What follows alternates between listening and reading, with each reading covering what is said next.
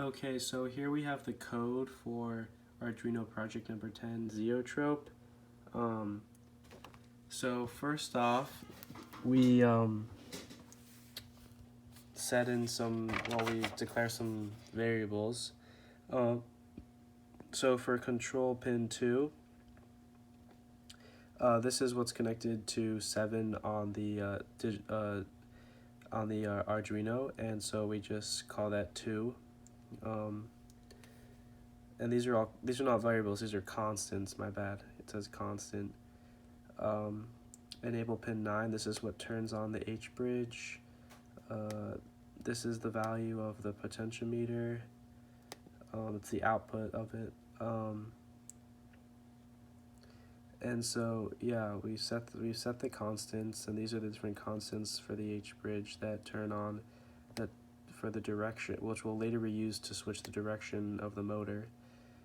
2 and 3, and then we create some variables. So these hold the values of inputs. So we have off switch state 0. So this is when when you want to turn the motor on and off,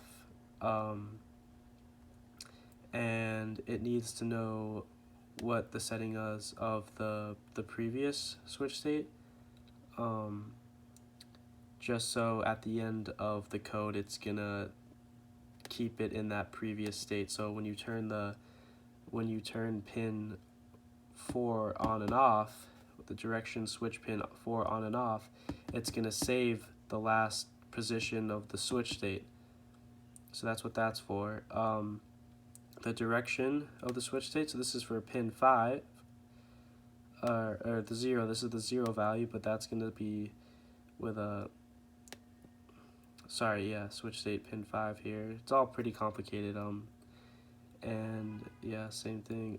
So here is some variables to control the motor.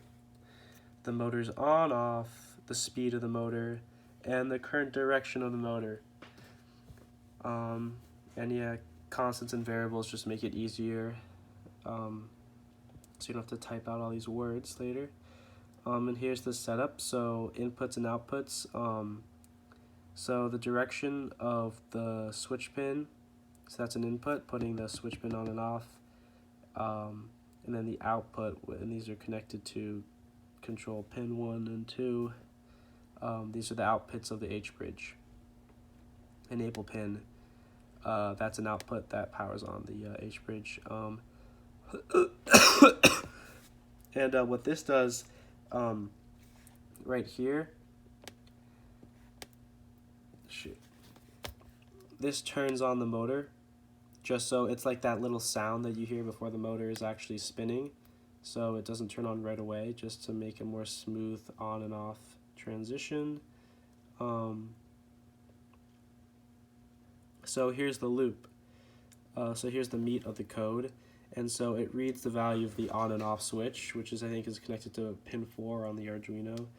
And so it uses digital read to read the value of the pin. There's a delay of 1 second, millisecond. And yes, and so it does this for the direction of the switch as well for the other switch. This is sent to the serial, both of these, everything is, and now here it reads the value of the pot, which is the potentiometer. It divides it by 4 to get, so it gets it divides it by 4, so it can get a value value range that can actually be accessed by the Arduino, because the range is too wide, too big at first, so that's why I divided by 4. Good night, Toby. I'm taking a video right now. So the motor speed, so it reads the, here, this is what it is, yeah, I just said that. So here it says, it has this period, this exclamation point, and that's like it's like an invert. It shows that this is the same for no matter the direction of the, that the motor's spinning, it'll, change the motor, the value of the motor, how fast it's spinning. Here is changes the direction,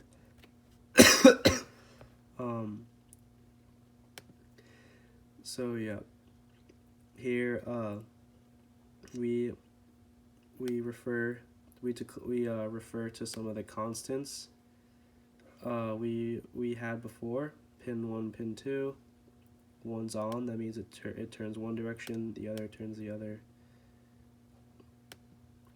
So that's how you choose a direction that the motor spins. And here it spins one direction, here it spins the other, because one pin is allocated for one direction.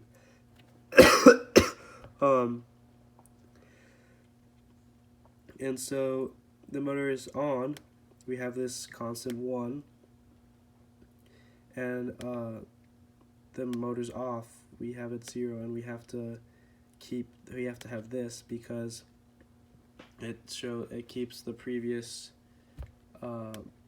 speed, the previous direction and speed of the motor, so when you turn it on and off, it doesn't change, it doesn't reset. So yep, that's the code for ZoeTrope.